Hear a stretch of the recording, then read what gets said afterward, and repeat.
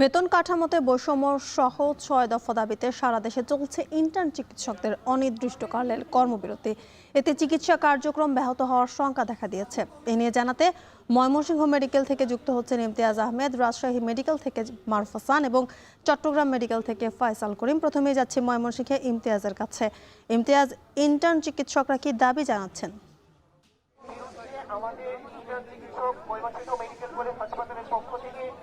জ্যোতিকা, সারা দেশের medical college হাসপাতালে যারা ইন্টার্ন চিকিৎসক রয়েছেন তাদের সাথে একাত্মতা প্রকাশ করে ময়মনসিংহ মেডিকেল কলেজ হাসপাতালের প্রায় 200 ইন্টার্ন চিকিৎসক তারা কিন্তু সকাল 10টার পর আমরা দেখতে পেরেছি বিভিন্ন ওয়ার্ড থেকে বেরিয়ে এসেছেন। 6 দফা দাবির পক্ষে তারা অনড় রয়েছেন এবং এটি বাস্তবায়ন না হওয়ার আগ পর্যন্ত আধা ঘন্টা আগে তারা ঘোষণা দিয়েছেন অনির্দিষ্টকালের জন্য কর্মবিরতির। অর্থাৎ এই ময়মনসিংহ মেডিকেল কলেজ হাসপাতালে 1000 শয্যার বিপরীতে প্রায় 5000 রোগী ভর্তি থাকে, যেখানে এই মুহূর্তে কোনো ইন্টার্ন চিকিৎসকরা ওয়ার্ডে নেই, তারা চিকিৎসা কাজে নেই। অর্থাৎ এখানে মিড লেভেলের ডাক্তার বা অন্যান্য যে ডাক্তার লেভেলের ডাক্তার রয়েছেন, নার্স রয়েছে, তারা কিন্তু আপাতত চিকিৎসা দিচ্ছেন। অর্থাৎ চিকিৎসা কার্যক্রমের ব্যাহত হওয়ার একটা সংখ্যা কিন্তু রয়েছে, যেখানে তারা বলছেন যে তাদের বিভিন্ন যে নিরাপত্তা বা বিভিন্ন যে ইস্যুগুলো রয়েছে সেই নিয়ে তারা কিন্তু 6 দফা দাবি জানিয়ে যাচ্ছেন। সেখানে তারা বলছেন যে স্বাস্থ্য মন্ত্রণালয় কর্তৃক FCPS পার্ট 1 উত্তীর্ণ বেসরকারি শিক্ষার্থীদের পদায়নের নীতিমালা সংক্রান্ত কমিটি বাস্তবায়ন বাতিল করতে হবে এবং সেই সাথে BADC BCPS এর ভর্তি পরীক্ষার ফি কমিয়ে 500 থেকে 1000 টাকার মধ্যে আনতে হবে এবং সেই সাথে নতুন পে স্কেলের সাথে সামঞ্জস্যতা রেখে ইন্টার্ন চিকিৎসকদের বেতন ন্যূনতম 30,000 টাকা এবং ট্রেনি চিকিৎসকদের বেতন আবাসিক ভাতা সহ নবম গ্রেডের সমপর্যায়ে নির্ধারণ করে প্রতি মাসে বেতন প্রতি মাসে পরিশোধ করতে হবে এবং সেই সাথে স্বাস্থ্যকর্মীদের নিরাপত্তা আইন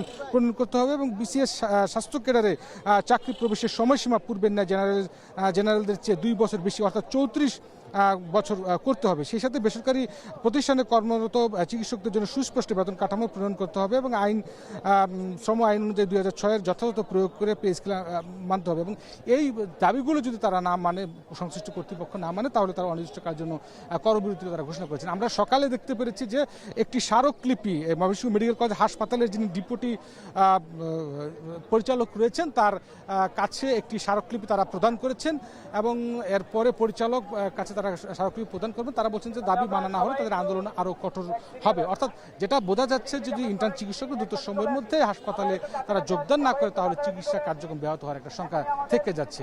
তো সব মিলে ময়মনসিংহ ইন্টার্ন চিকিৎসকদের আন্দোলন চলমান রয়েছে। আমরা এবার রাজশাহীর খবর জানবো, সেখানে রয়েছেন আমাদের সহকর্মী মারুফ হোসেন। মারুফ, জানাবেন সেখানে ইন্টার্ন চিকিৎসকদের আন্দোলন কত দূর বা কি পর্যন্ত রয়েছে, তাদের কি দাবি দেওয়া?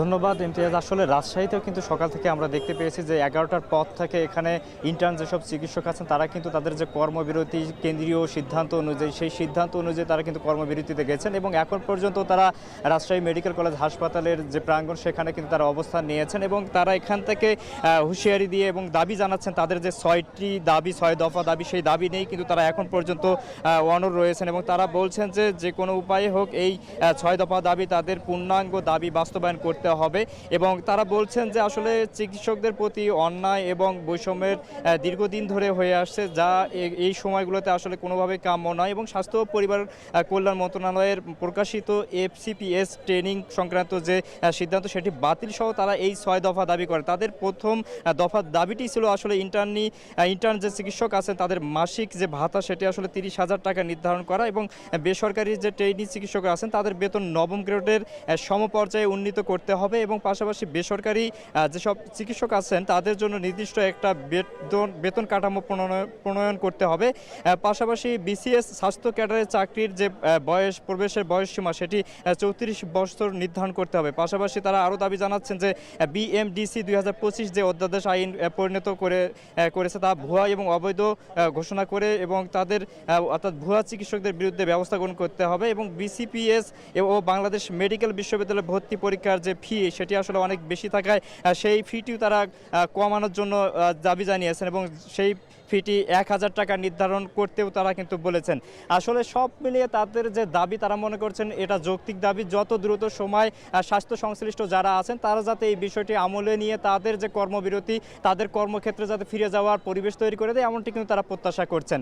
রাজশাহী থেকে এই ছিল আমার কাছে সবশেষ তথ্য। এখন আমাদের সঙ্গে চট্টগ্রাম থেকে যুক্ত হচ্ছেন আমাদের আরেক সহকর্মী ফয়সাল। জানাবেন সেখানকার পরিস্থিতি আসলে কেমন? যে আন্দোলন চলছে চট্টগ্রাম মেডিকেল কলেজ হাসপাতালে সেটির সূত্রপাত মূলত গত 19শে মের যেই পরিপত্র বা সিদ্ধান্ত সরকার থেকে জারি করা হয়েছিল এফসিপিএস চিকিৎসকদের প্রশিক্ষণ সংক্রান্ত যেই সিদ্ধান্তগুলো, সেগুলোর প্রেক্ষিতেই ইন্টার্ন চিকিৎসকরা গত সপ্তাহ থেকে আন্দোলন করছে এবং আমরা দেখছি যে আজকে তারা কর্মবিরতিতে গেছেন তাদের পূর্ব ঘোষিত কর্মসূচির অংশ হিসেবে। এবং আজকে চট্টগ্রাম মেডিকেল কলেজ হাসপাতালের যারা ইন্টার্ন চিকিৎসক আছে তারা সহ চট্টগ্রাম মেডিকেল কলেজের যারা শিক্ষার্থী আছেন তারাও কিন্তু আন্দোলনে সামিল হয়েছেন। তারা ক্লাস বর্জন করে এসেছেন, আর চিকিৎসক যারা আছেন ইন্টার্ন চিকিৎসক তারা চিকিৎসা সেবা বন্ধ রেখেছেন।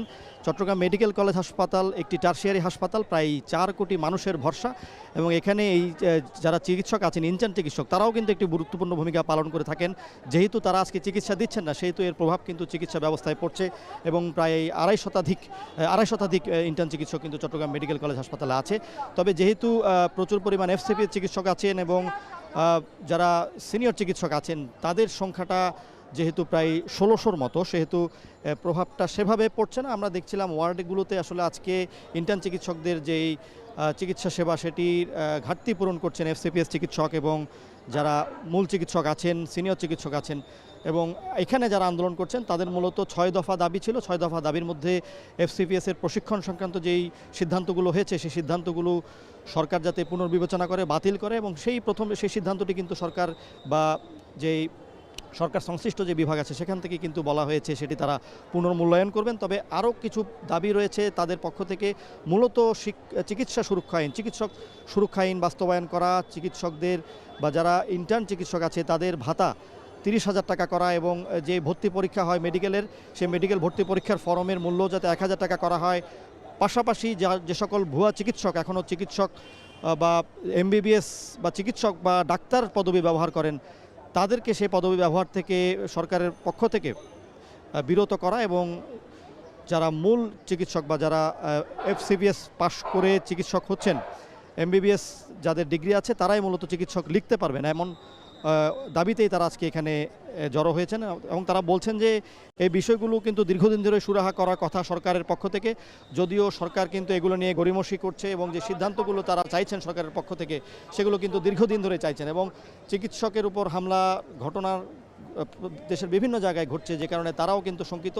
চট্টগ্রাম মেডিকেল কলেজ হাসপাতালে আমরা দেখি বিভিন্ন সময় চিকিৎসকদের সঙ্গে রোগী স্বজনদের বিভিন্ন ধরনের অপ্রীতিকর ঘটনা ঘটে, সেসবের বিরুদ্ধে কিন্তু তারা আজকে এখানে মাঠে নেমেছেন এবং তারা বলছেন যে এই দাবিগুলো যদি পূরণ করা না হয় তারা ভবিষ্যতে কিন্তু আরও কঠোর আন্দোলনের দিকে যাবেন। ইন্টার্ন চিকিৎসকদের কর্মবিরতির খবর জানাতে যুক্ত ছিলেন সহকর্মীরা।